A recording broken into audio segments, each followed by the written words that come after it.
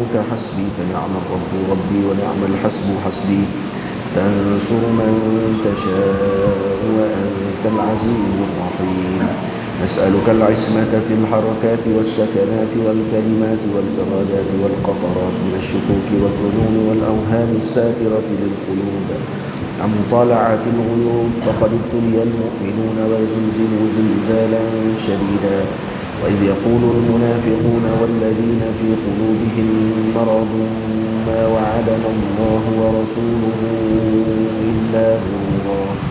فثبتنا وانصرنا وسخر لنا هذا البحر كما سخرت البحر لموسى وسخرت النار لإبراهيم وسخرت الجبال والحديد لداود وسخرت الريح والشياطين والجن لسليمان. وسخر لنا كل بحر هو لك في الأرض والسماء والملك والملكوت وبحر الدنيا وبحر الآخرة. وسخر لنا كل شيء يا من بيده ملكوت كل شيء.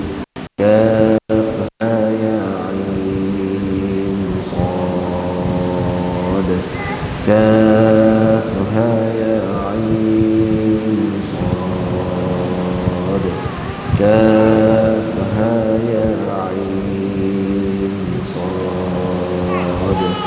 انصرنا فإنك خير الناصرين وافتح لنا فإنك خير الفاتحين واغفر لنا فإنك خير الغافرين وارحمنا فإنك خير الراحمين وارزقنا فإنك خير الرازقين واهدنا ونجنا من القوم الظالمين.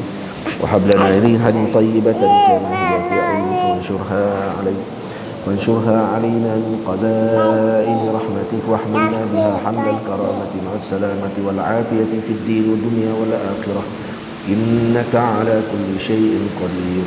اللهم يسر لنا أمورنا مع الراحة لقلوبنا وأبداننا والسلامة والعافية في ديننا ودنيانا وكن لنا صاحبا في سفرنا وخليفة في أهلنا واطمس على وجوه أعدائنا وامسخهم على مكانتهم فلا يستطيعون المضي ولا مجيء إلينا. ولو نشاء لطمسنا على أعينهم فاستبقوا الصراط فأنى يبصرون. ولو نشاء لمسخناهم على مكانتهم فما استطاعوا مضيا ولا يرجعون. ياسين والقرآن الحكيم إنك لمن المرسلين على صراط مستقيم. تنزيل العزيز الرحيم لتنذر قوما ما أنذر آباؤهم فهم غافلون. لقد حق القول على أكثرهم فهم لا يؤمنون. إنا جعلنا في أعناقهم أغلالا فهي إلى الأذقان فهم مقمحون. وجعلنا من بين أيديهم سدا ومن خلفهم سدا فأغشيناهم فهم لا يبصرون. شاهت الوجوه وعنت الوجوه للحي القيوم وقد خاب من حمل ظلما. طاسين حميم عين سين قاف مرج البحرين يلتقيان بينهما برزخ لا يبغيان. حميم حميم حميم حميم حميم حميم حميم. ثم الأمر وجاء النصر فعلينا لا ينصرون. حميم. تنزيل الكتاب من الله العزيز العليم غافر الذنب وقابل التوب شديد العقاب ذي الطول. لا إله إلا هو إليه المصير. بسم الله بابنا تبارك هيطاننا. ياسين سقفنا. كافها يا عين صاد كفايتنا. حميم عين سين قاف حمايتنا. فسيكفيكهم الله وهو السميع العليم. بسم الله بابنا تبارك هيقالنا ياسين سقفنا كافها يا عين صاد كفايتنا حاميم عين سين قاف حمايتنا فسيكفيكهم الله وهو السميع العليم بسم الله بابنا تبارك هيقالنا ياسين سقفنا كافها يا عين صاد كفايتنا حاميم عين سين قاف حمايتنا فسيكفيكهم الله وهو السميع العليم ستر العرش مسؤول علينا وعين الله ناظرة إلينا بحول الله لا يقدر علينا والله من ورائهم محيط بل هو قرآن مجيد في لوح محفوظ والله خير حافظا وهو أرحم الراحمين والله خير حافظا وهو أرحم الراحمين والله خير حافظا وهو أرحم الراحمين إن وليي الله الذي نزل الكتاب وهو يتولى الصالحين إن وليي الله الذي نزل الكتاب وهو يتولى الصالحين إن وليي الله الذي نزل الكتاب وهو يتولى الصالحين حسبي الله لا إله إلا هو عليه توكلت وهو رب العرش العظيم حسبي الله لا إله إلا هو عليه توكلت وهو رب العرش العظيم حسبي الله لا إله إلا هو عليه توكلت وهو رب العرش العظيم بسم الله الذي لا يضر مع اسمه شيء في الأرض ولا في السماء وهو السميع العليم بسم الله الذي لا يضر مع اسمه شيء في الأرض ولا في السماء وهو السميع العليم بسم الله الذي لا يضر مع اسمه شيء في الأرض ولا في السماء وهو السميع العليم ولا حول ولا قوة إلا بالله العلي العظيم ولا حول ولا قوة إلا بالله العلي العظيم ولا حول ولا قوة إلا بالله العلي العظيم وصلى الله على سيدنا محمد وعلى آله وصحبه وسلم والحمد لله رب العالمين بسم الله الرحمن الرحيم الحمد لله رب العالمين والصلاة والسلام على أشرف المرسلين سيدنا ونبينا محمد بن عبد الله رسول الأمين وعلى آله وأصحابه ومن تبعهم بإحسان إلى يوم الدين أما بعد قال المصنف رحمه الله تعالى ونفعنا بعلومه وعلوم مشايخنا في الدارين آمين آمين يا رب العالمين. Kata Al-Imam Ibnu Athaillah As-Sakandari dalam kitabnya yang berkat Tajul Arus Al-Hawi li Tahzib An-Nufus, kata Imam, fal ma'siyatu ma'adh-dhulli wal ikhtiqar khairun min at-ta'ati ma'al 'izzi wal istikbar. Maksiat dengan dilakukan maksiat dalam keadaan rendah hati dan mengharapkan pengampunan daripada Allah. Jadi asar maksiat maksudnya sini. Jadi kesan daripada maksiat tersebut menjadikan orang tadi zul, menjadi rendah hatinya ataupun merasa hina diri, wal iftiqar, dan mengharapkan daripada Allah Subhanahu wa taala pengampunan dan pandangan rahmat daripada Allah. Khairun minat ta'ati ma'al 'izzi wal istikbar. Lebih baik daripada ketaatan yang mana dengan ketaatan tersebut terbitnya kemegahan dan rasa besar diri. Ini disebutkan oleh Sayyidina Al-Imam Abu Nu'aim daripada Sayyidina Mutarrif Ibnu Abdillah, kata beliau, la an abita na'iman wa usbihu nadima ahabbu ilayya min an abita qa'iman wa usbihu mu'jaba. Nah, iaitu aku tidur malam dan aku bangun pagi menyesal. Ini salah satu contoh maksiatnya para awliya. Ini malam tak bangkit, tak bangun malam untuk menunaikan ibadah kepada Allah. Inilah an abita naiman wa usbihu nadima. Saya tidur malam, saya bangun pagi menyesal. Ahabbu ilayya min an abita qa'iman wa usbihu mu'jaba. Lebih disukai daripada aku bangun malam dan aku bangun pagi dalam keadaan takabbur, ta'ajjub pada diri, boleh bangun semalam. Maksudnya maksiyah ma'azzulli wal iftiqar, iaitu kerendahan hati yang terbit daripada kesilapan yang dilakukan, itu lebih baik daripada kemegahan yang terbit daripada taat yang dilakukan. Ini kerana orang yang memandang taat itu daripada dirinya, maka akan terbit izz dan istikbar. Kerana dia pandang taat itu dia yang buat. Tapi kalau dia orang yang benar-benar melaksanakan tauhidul haqiqi, jadi wallahu khalaqakum wa ma ta'malun, Allah yang menjadikan kamu dan apa yang kamu perbuat, sudah pasti tidak akan terbit takabbur dalam hatinya. Karena apa? Karena bukan amalan itu dia yang buat, Allah yang buat.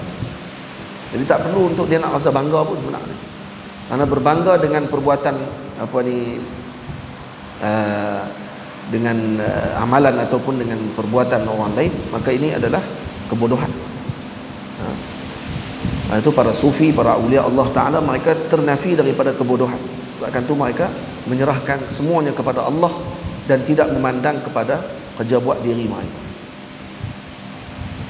Qala Allah Ta'ala hikayatan an Ibrahim alaihi salatu wassalam.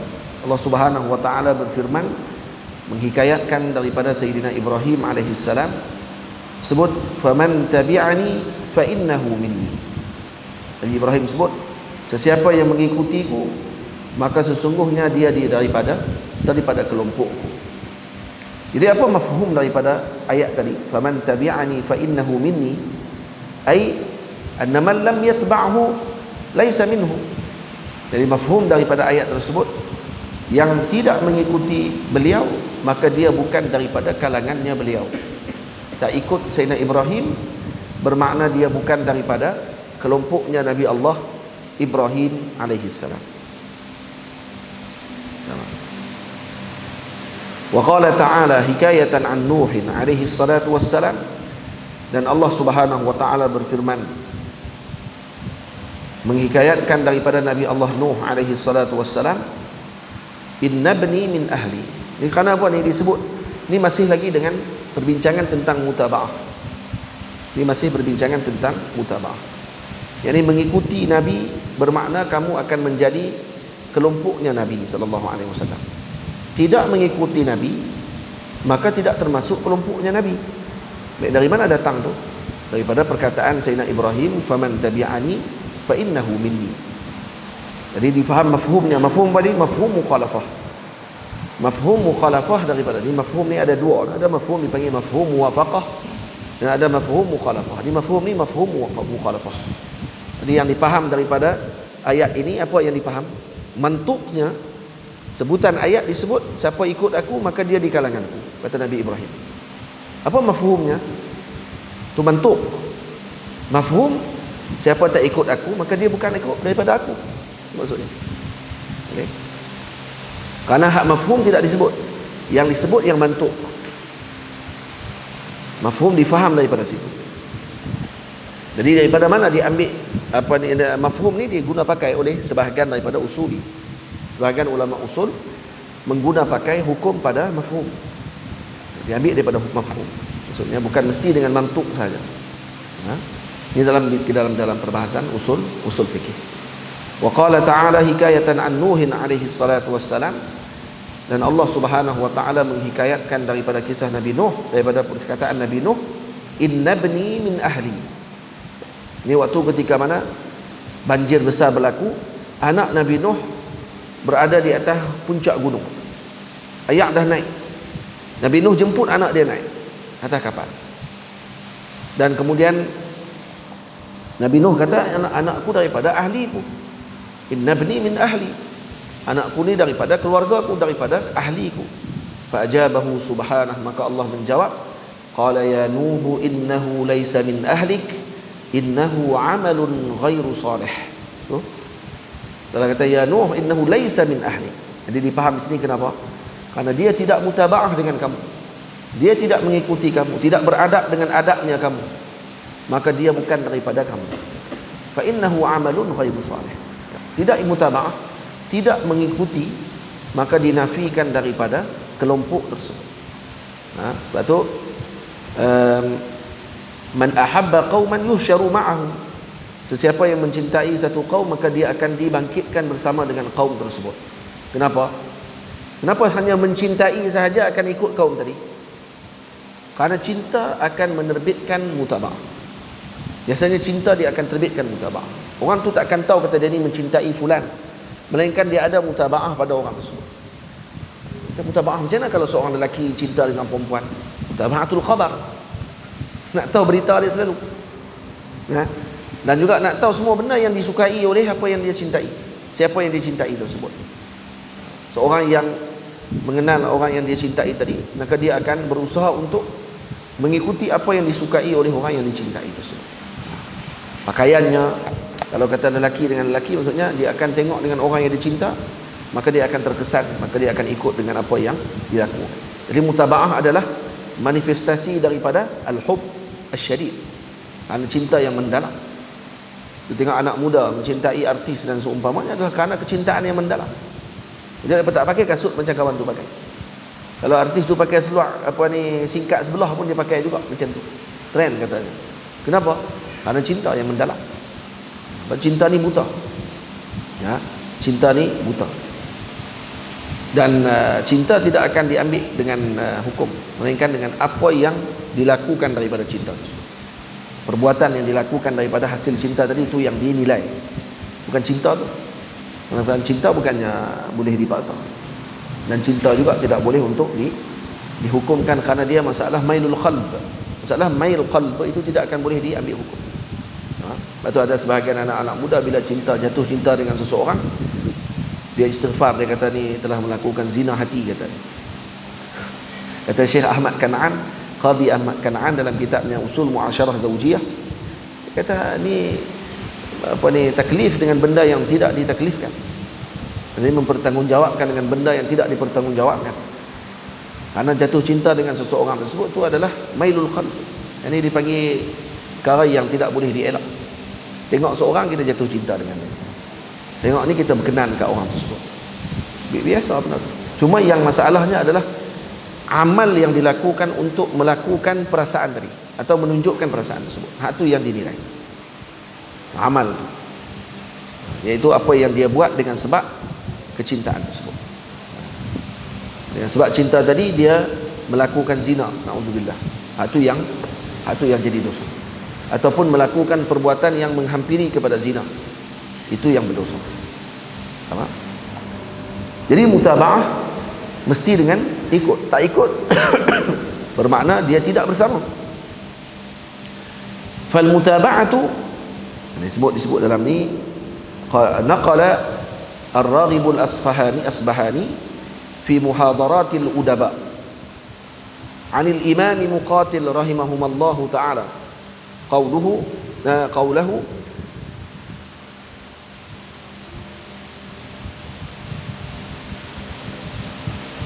sadiqun muwafiqun khairun min waladin mukhalif.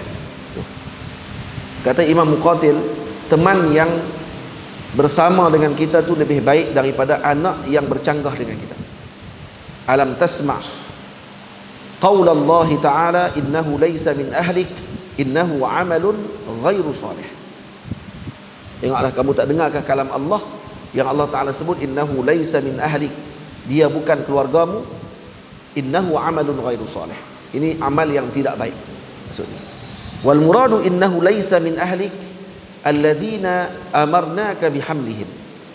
Jadi maksud daripada ayat ni apa dia? Dia bukan ahlimu yang kami arahkan untuk dibawa mereka bersama denganmu di dalam kapal. Wa wa'adnaka bidhamani najatihim, yang kami telah beri berita gembira bahawa jaminan bahawa mereka akan berjaya, diselamatkan. fala silata li ahadin fi ma'siyatillah. Maksudnya tidak ada silah, gabungan ataupun hubungan di antara seorang tadi dalam maksiat kepada Allah. Wala qati'atin, fala silata wala qati'ata fi dzatillah. Jadi tidak ada hubungan dengan orang yang melakukan maksiat, dan tidak ada dikira sebagai memutuskan hubungan dengan orang yang melakukan perbuatan yang bercanggah dengan zatillah ataupun dengan kehormatan Allah Subhanahu wa taala, ataupun mensyirikkan Allah taala. Memutuskan dengan mereka tidak dikira memutuskan. Memutuskan hubungan dengan mereka tidak dikira memutuskan. Wallahu yuhibbu al-muti'a. Allah mencintai orang yang taat. Wa yubghidul 'asiya. Dan Allah membenci orang yang maksiat. Fakama annahu la yubghidul aba al-muti' wa kama la yubghidu fakama annahu la yubghidu al-aba al-muti' bi bughdihi lil waladil 'asi, fakadzalika la yuhibbu al-walad al-'asi bi hubbihi lil abi al-muti'.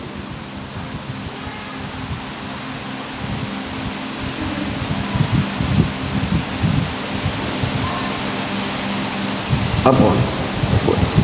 Fakama annahu la yubghidul abal muti' bi bughdihi lil waladil 'asi, fakadzalika la yuhibbu al waladul 'asi la yuhibbu yani Allah al waladal 'asi bi hubbihi lil abil muti'.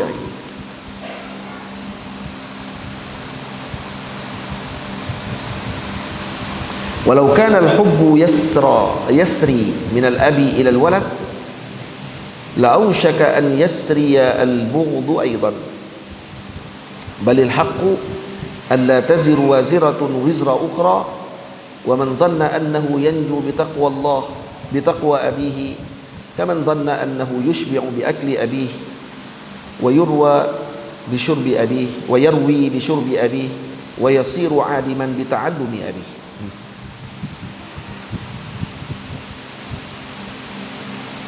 Jadi Allah tidak mencintai orang, Allah mencintai orang yang melakukan taat dan membenci kepada ahli maksiat.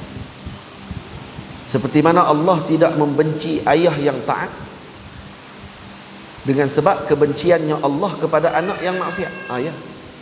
Allah suka kepada ayah yang taat. Bi bughdihi lil waladil 'asi.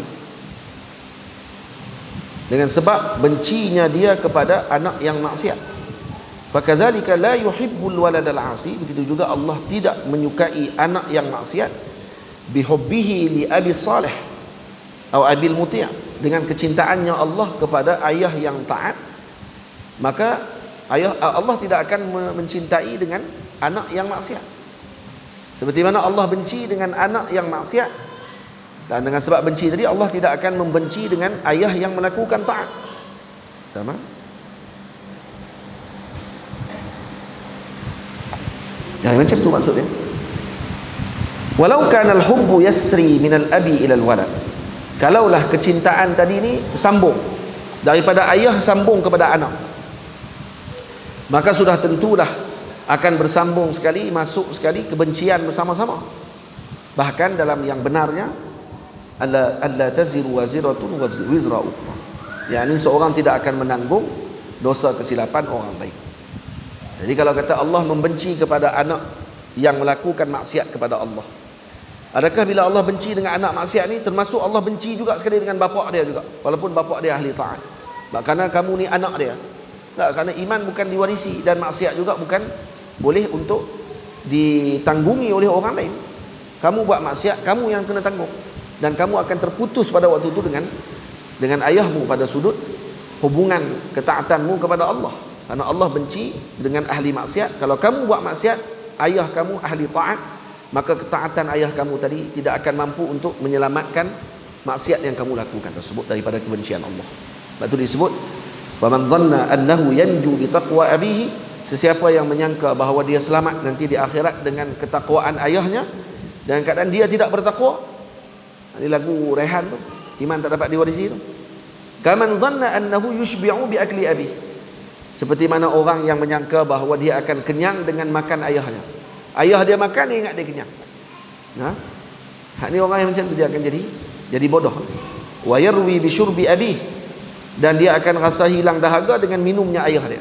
Wa yasiru aliman bi ta'allumi abih, dia jadi alim dengan ayah dia mengaji. Ayah dia mengaji, dia jadi alim. Dia tak payah buat apa. Ada orang yang sangka macam tu, dia akan boleh selamat di akhirat. Kalau dia buat maksiat pun, ayah dia ahli taqwa, dia kata, ayah saya alim, ayah saya wali, jadi saya insya-Allah boleh selamat nanti di akhirat dengan kewalian ayah saya akan selamat, kata dia. Jadi ni orang ni macam mana? Macam orang yang dia berharap kenyang dengan makan ayah dia, berharap alim dengan ayah dia mengaji, berharap hilang dahaga dengan minuman ayah dia. Maksudnya orang apa ni? Maksudnya ni orang bodoh. Nah, orang yang bodoh.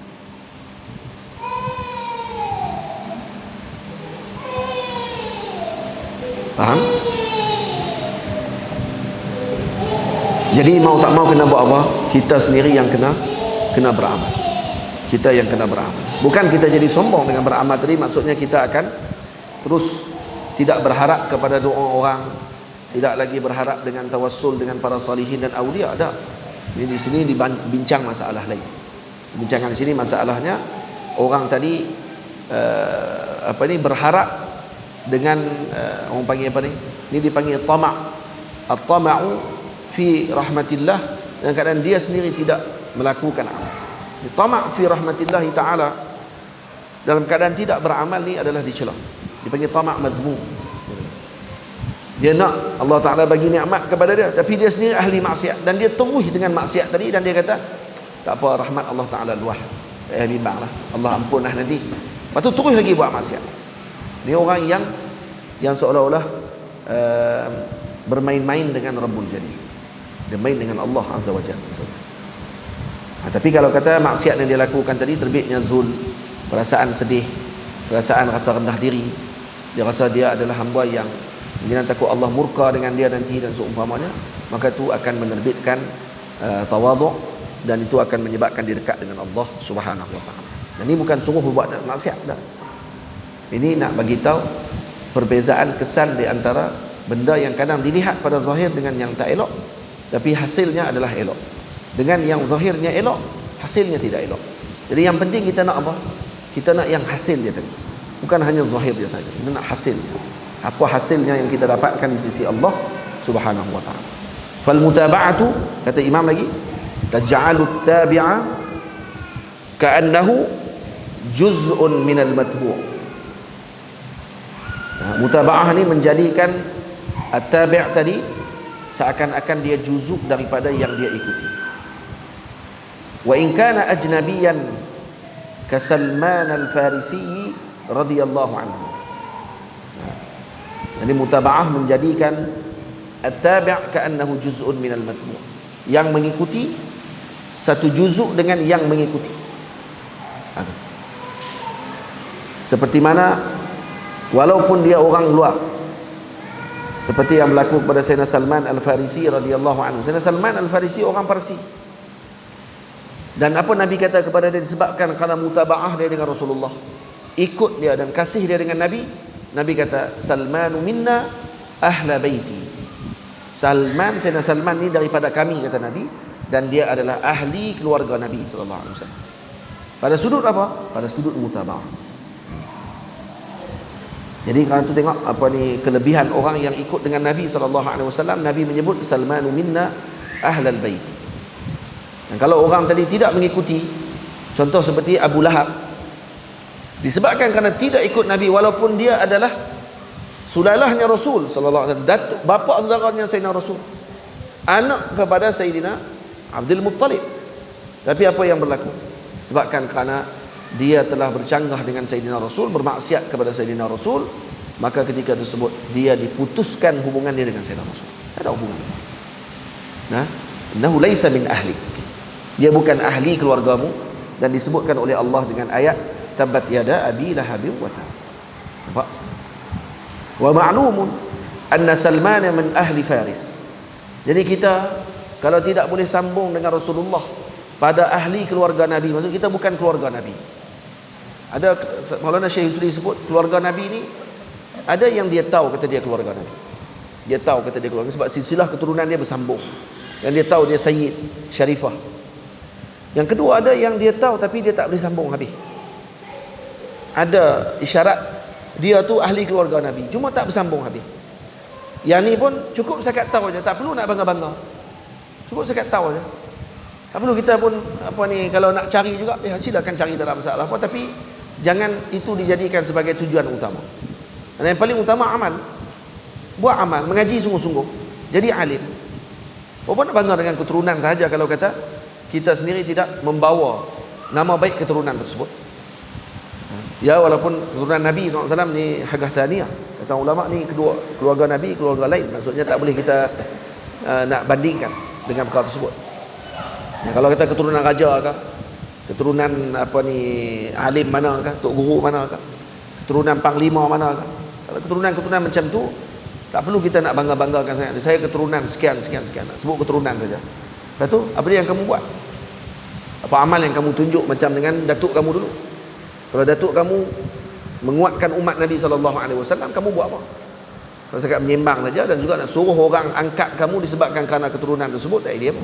Keturunan Nabi lain, keturunan Nabi lain. Keturunan Nabi hagah tahniah kata para masyayikh Arab. Hagah tahniah maksudnya ni kelas yang lain tu. Dan kalau kata orang tadi dia tahu tapi dia nak sambung tak boleh. Satu. Yang kedua, ada yang ketiga, dia keturunan Nabi dan dia tak tahu langsung kata dia keturunan Nabi. Keturunan Nabi, dia tak tahu. Dan dia pun tak pernah cek pun. Tapi dalam darah dia ada darah Nabi SAW. Jadi mana-mana pun semuanya akan dimuliakan oleh Allah Subhanahu Wa Taala. Tapi yang paling utama pada waktu ketika mana orang tadi sama ada dia tahu ataupun dia tidak tahu dia keturunan Nabi, yang paling utama adalah mutaba'atun Nabi sallallahu alaihi wasallam. Baik, kalau kita ni bukan keturunan Nabi sekalipun, maka yang penting adalah mutaba'atun Nabi. Karena Sayyidina Salman bukan keluarga Nabi, tapi disebabkan mutaba'ah dia yang kuat dengan Rasulullah dan cinta dia yang mendalam terhadap Nabi, maka Nabi kata Salmanu minna ahla baiti. Salman adalah ahli keluarga Nabi sallallahu alaihi wasallam. Salman daripada kami. Kenapa berlaku macam tu?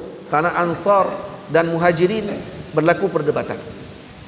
Semua pakat nak mengaku Sayyidina Salman adalah daripada kelompok mereka. Sayyidina Salman ni orang yang mulia dan umurnya panjang, 450 tahun umur dia. Umur dia 450 tahun. Dan waktu dia masuk Islam, dia dah masuk semua agama.